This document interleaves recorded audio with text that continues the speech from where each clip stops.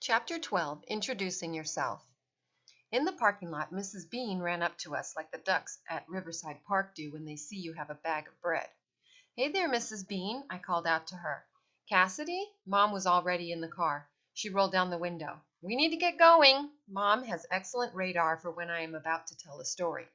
"Be right there." I didn't break my stride. "You should have seen old Delton in class today, Mrs. Bean. We were learning how to eat rolls without sprinkling the crumbs all around, and he got the whole roll into his mouth without losing a single crumb. Didn't you, Delton?" Mrs. Bean looked at her son. "That's wonderful. But putting a whole roll into your mouth isn't considered polite, is it?" It was the strangest thing. I'd never met a mother who seemed pleased when her kid was bad. Instead of staying in her car, my mom got out and joined us. "Nope, but it is entertaining. We were cracking up, weren't we, Officer Weston?" "Putting an entire roll into your mouth would satisfy the letter of the law," he told Mrs. Bean. "That is, if the goal is to keep the crumbs attached to the bread." Mom eyed Officer Weston. He was getting on her radar, too. "But how did you make polite conversation?" Mrs. Bean wondered. "People who are unable to talk find other ways to communicate. Silently," Officer Weston offered. "Sure, like sign language," I said. Delton's head swiveled back and forth between me and Officer Weston. I made a bunch of squiggly shapes with my hands. "Delton taught me this. It means pass the salt." As they walked to their car, Mrs. Bean asked Delton, "Did you learn sign language from YouTube as well?" Delton glanced back at me and Officer Weston. We were cracking up, twisting our fingers all over the place like a couple of baseball coaches signaling the pitcher. "Start small, Delton," Officer Weston called out to him. "You'll get the hang of it." "Well, Mom, I think that's enough good deeds for one day." I punched Officer Weston in the arm. Time for me to get some normal-sized food and go fishing. Freedom, finally. As soon as lunch was over, I stuffed my retractable fishing pole into my backpack along with my binoculars for spying on people and called out to Mom to hang a "Gone Fishing" sign on my bedroom door. "When will you be back?" she called after me. "Tomorrow, latest." I slammed the screen door so I couldn't hear any more and pushed my bike over to Jack's. He was in the front yard checking the oil in his lawnmower. "Finish up," I said. "We're going fishing." "Sorry, Cass, no can do." He looked sort of rumply, like he'd just got up, which was heartbreaking because it meant he'd stayed up late watching movies last night without me. "But you said you'd go with me today." "I thought you'd be done sooner. I have to cut the Bensons' yard, and then after that I have to cut the Sorensens' yard. I usually cut theirs on Friday afternoon, but I promised Sabrina I'd take her to yoga for teens." "On a free summer afternoon you're going to be inside? Stretching?" That's a funny comment coming from someone who spends her days inside, drinking tea and learning to be polite. Funny thing is, I can't think of one polite word to say to a guy who breaks his promises. "There'll be plenty of light when I get back. We can go after dinner." "I got plans after dinner," I said. "Like what? Moping?" "Top secret, sorry." "Well, who's going to dig your worms then?" Delton was telling the truth when he blabbed that squirmy live worms were on the official list of bugs that gave me the creeps. "Me, that's who." Fortunately, I was riding away, so Jack couldn't see my face. Like Mom, he always knew when I was lying. I made a stop at the West Side Pharmacy and bought a bag of gummy worms. When I got to the park, I tried to see how long I could ride with my eyes closed, but I gave up pretty quick because even if I beat Jack's record of 24 seconds, how would I prove it? As soon as I got to our favorite fishing spot, the one where nobody could see us from the path, I realized I hadn't done enough good deeds for the day because a couple of sappy-looking teenagers were sitting there holding hands and kissing. Leaning my bike against a tree, I tore open the bag of gummy worms. Some little kids were riding up. Their mom was far behind them. I tore open the bag of gummy worms. Some little kids were riding up. Their mom was far behind that I could... sorry. Leaning my bike against a tree, I tore open a bag of gummy worms. Some little kids were riding up. Their mom was far enough behind that I could stick a red gummy worm in each nostril and one in the corner of my mouth and start sleepwalking toward them like a zombie. The little girl screamed, and the boy hit his brakes so hard he made a tire mark. Then they turned and hightailed it back to Mom. I thought about going to another path and lying in the middle of it with gummy worms all over me like I was dead. Just thinking about that made me shiver. Gummy worms had never given me the creeps before, a definite sign I was getting worse. I would have pondered that, but I could see the little snitches' mom marching towards me. Time to disappear. I headed for our second best fishing spot, only to find that a couple of old geezers and waiters had claimed it. Geez, the park was crawling with people. I ended up on the dock with a bunch of little kids. The fish seemed wise to my fake worms, and I didn't catch a thing. When someone dropped a real worm on the hot wood, it wriggled like it was doing the tango. I can't take it. Grabbing my rod, I ran off. What a sorry day. There was nothing to do but find our favorite oak tree and swing upside down on the branch we sanded last year for that very purpose. Sometimes all the blood sloshing around in my brain causes temporary amnesia. I swung so long I felt like my head was about to explode. Instead, I had a brainstorm. If the world had to be full of people everywhere I went, then there must be someone interesting to spy on. I got back on my bike and pedaled home a different way, keeping a sharp lookout for crimes in progress or people doing the kind of embarrassing things you could sell to one of those funniest home video shows. Nothing. Grand River has to be the most boring city ever. All I saw was a dog that had knocked over somebody's garbage can and was rooting around in it. I wasn't about to rat out a dog, even if he was making a huge mess. But something interesting was going on in that backyard.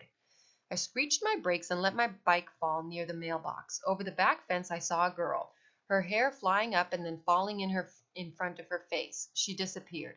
It happened again, and she disappeared again. I moved closer to investigate.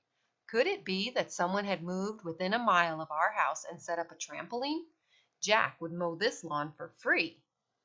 I crouched down and spied on her through a crack in the fence slats. She looked to be about my age. Boy, could she jump! And flip, too. This was an amazing discovery. I can see you, by the way, she called out as she flew 10 feet up in the air. Your bike, too. It's on my mom's nasturtiums. Sorry. I ran to get my bike and shoved a couple of smashed flowers into my pocket. Well, don't run away. Come and jump with me. The latch is up high so the little monsters can't escape. Stretching up on my tiptoes to undo the latch, I said, You have to be new. There's no way we would have missed this last summer. New-ish. We moved here in January. I go to Country Day. The private school? What do you live here for? Most of the kids who went to Country Day lived on the posh side of town. Come to think of it, half my etiquette class probably went there. I'll live wherever I like, thank you very much. I'm Livy. Who are you?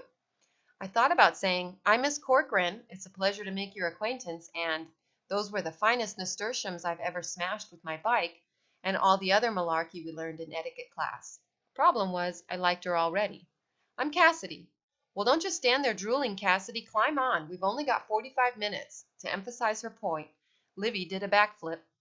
3 steps led up to the trampoline. I had to step over the sign that hung across the stairs. No boys allowed. What have you got against boys? I asked, landing with a bounce on my bum. I have no use for them whatsoever. Don't tell me you do. It's just that my best friend, much to my chagrin, I am forced to share my home with 3 younger brothers, 8, 6, and 4. Livy bounced around me, making it hard for me to stay in one place. They're horrible, nasty creatures. The only time I get a break is when Mom makes them rest in their rooms between 1 and 2 p.m. I put up this sign and bounce alone. You're good, was all I could think to say. I was getting a little seasick rolling around so much. I am. I'm practicing my flips so that when I'm 16 I can go to the Youth Olympics as a freestyle skier. Are you close? I'm 12 and a half. It's my parents' rule that I have to be 16. They want me to be sure the risk is worth it if I crack my head open. Livy dropped to her knees to stop bouncing and went to sit on the rim. Go ahead, she said. You bounce now. I've hardly ever bounced on a tramp, I confessed.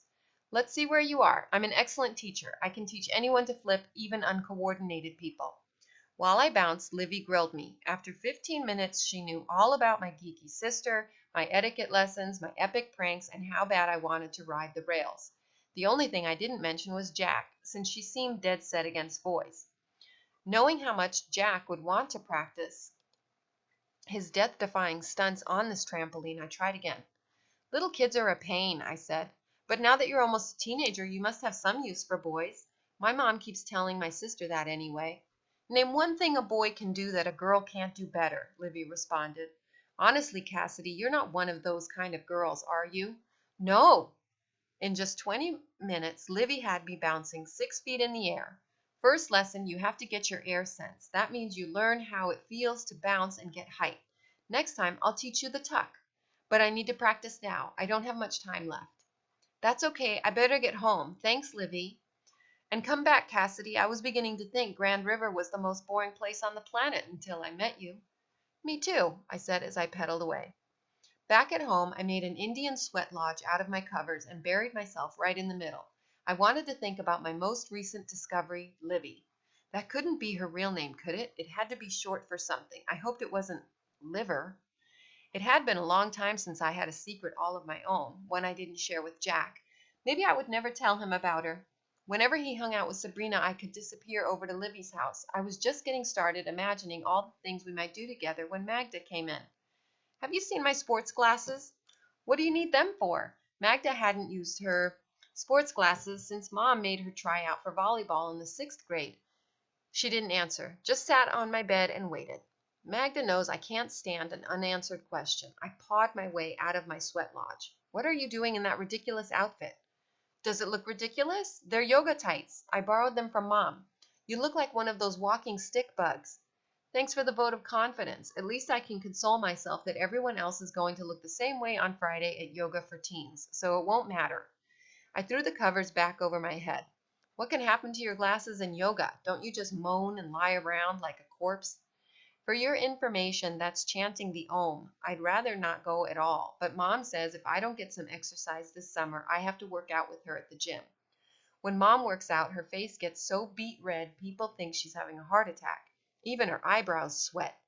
Plus, she sings out loud to the 80s songs on her MP3 player. You should go too, Magda said. Jack's going, and you are 11-teen, according to Janai. Bree's going too, I suppose. She's the one who really wants to go. Say, Magda, I untangled my legs and jumped off the bed. Do you think my karma will get better if I go? I don't know. What were you going to do instead? I couldn't think of a thing. Last summer, I usually hung out with Jack. Kicking around an empty house didn't seem all that appealing. Watch TV, I guess. Play Angry Birds? Magda shrugged. You could give it a try. I was beginning to think the whole world was swinging upside down from the oak tree and I was the only normal person left. Me, in yoga, for teens? All right, Uncle. Mag, you got any more of those tights? End of chapter 12.